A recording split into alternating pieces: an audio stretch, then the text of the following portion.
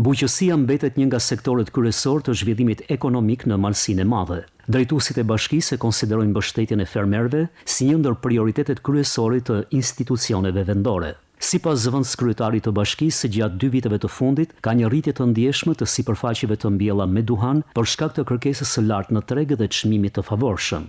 Kultura e duhanit ka qenë një ndër kulturat e hershme që është kultivuar në territorin e bashkisë Malsinë e Madhe, sidomos në zonat e njësisë administrative Glumir, njësisë Qendër dhe njësisë Kastratit. Fermerët duke patur parasysh edhe çmimet e tregut të duhanit, po orientohen drejt kësaj kulture.